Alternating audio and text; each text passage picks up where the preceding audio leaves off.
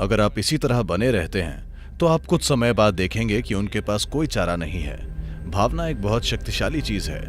ये कोई चाल नहीं है, ये होने का एक तरीका है, ये होने का एक बुद्धिमानीपूर्ण तरीका है।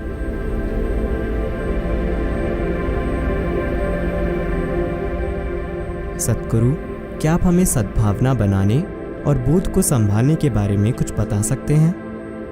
तो सद्भावना कैसे बनाई जाए? मैं एक चोटी की कंपनी के लिए एक कार्यक्रम कर रहा था। वो वाकई दुनिया की सबसे बड़ी बहुराष्ट्रीय कंपनियों में से एक है। वहां के चोटी के 25 अधिकारी 2 दिन के कार्यक्रम में बैठे थे।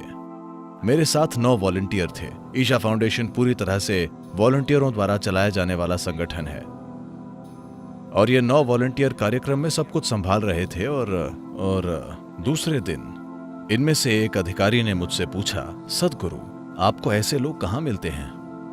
क्योंकि वे हमेशा कंपनी छोड़ने की सोचते हैं। आपको ऐसे लोग कहां से मिलते हैं? मैंने कहा, मिलते नहीं हैं, आपको उन्हें तैयार करना पड़ता है। आप उन्हें कैसे तैयार करते हैं? मैंने कहा, कुछ ऐसा कीजिए कि उन्हें आपसे प्यार हो जाए। ओह, हम ऐसा कैसे करें? I said, first you must fall in love with them.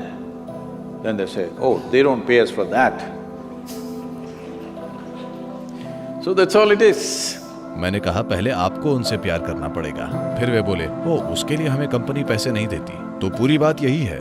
तो आप सद्भावना बना नहीं सकते, आपको सद्भावना बहानी होगी।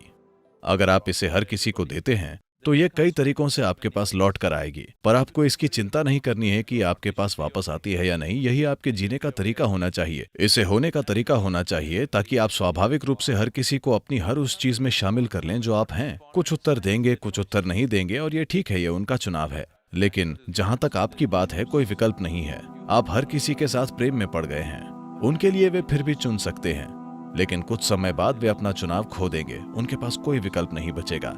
अगर आप इसी तरह बने रहते हैं तो आप कुछ समय बाद देखेंगे कि उनके पास कोई चारा नहीं है। शुरू में वे ऐसे बर्ताव करेंगे जैसे उनके पास विकल्प है, लेकिन थोड़े समय बाद उनके पास कोई विकल्प नहीं बचेगा। तो सद्भावना बनाने की कोशिश मत कीजिए। देखिए, जब मैं कहता हूं कि किसी चीज के साथ प्रेम में पड़ जाइए, तो मैं बस ये कह रहा हूं, जिसे आप प्रेम कहते हैं वो आपकी भावनाओं की एक खास सुखद स्थिति है। भावना एक बहुत शक्तिशाली चीज है। हालांकि लोग हर तरह की तार्किक बकवास करते हैं, फिर भी दुनिया इंसानी भावनाओं से संचालित है।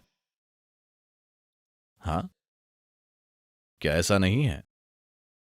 कौन चुना जाता है वो अब भी भावनाओं से संचालित होता है ना? देश में या दुनिया में कौन लोकप्रिय है, ये अब भी भावनाओं से संचालित होता है ना? जिन लोगों पर आपने कभी दृष्टि नहीं डाली है, वे ही लोग हैं जिनके साथ आप प्रेम में हैं। कृपया देखिए। हाँ, आप अमिताभ बच्चन को या तेंदुलकर को या ब्रैड पिट या किसी और को, शायद एंजेलिना जोली को देखते हैं। माफ कीजिए।